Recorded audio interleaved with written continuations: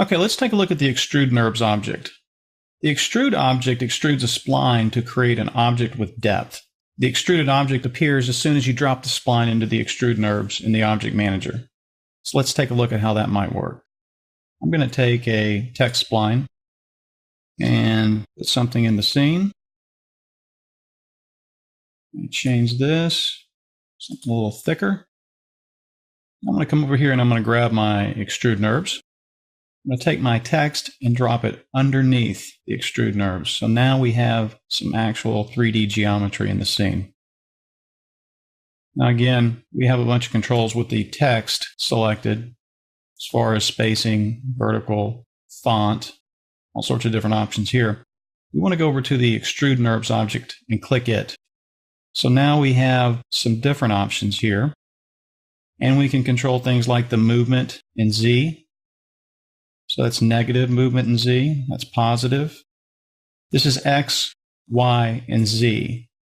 In some cases, you're going to need to control the movement in X or Y. In this particular case, Z is the only one we need to control the movement in. Your subdivisions. This controls the number of subdivisions along the extruded path.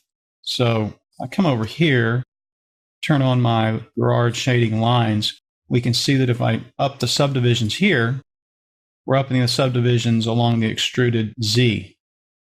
Something else that we can do here, if we come over to the caps, we can control things like fillet caps. Let's just take a look at this. So if I turn fillet caps on, let me turn that off, and turn it to none, turn it to cap,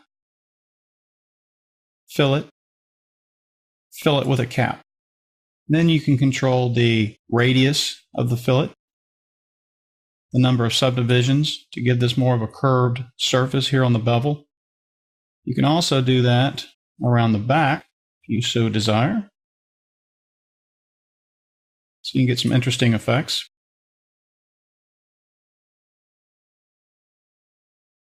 There you go. And we'll talk about this more in a later chapter, but this is very important when you start putting lights and things into your scene, because if you don't have any bevels and things like this, then light will not catch your objects. The specular highlights won't catch your objects. But we'll talk about that in the lighting section further. We can control the fillet type. Got a whole bunch of different options here. You can see the way that the bevel is changing. So you can just play around with these and get some very interesting looks to your text. Now let's get this out of the scene. Drop in a couple objects. And I'm going to drop in a star. I'm going to pull this down. I'm going to grab another Extrude Nurbs. And take these two objects and put it underneath the Extrude Nurbs. Now, you'll see that we have two objects underneath the Extrude Nurbs, but only one of them is being extruded. Now, why is that?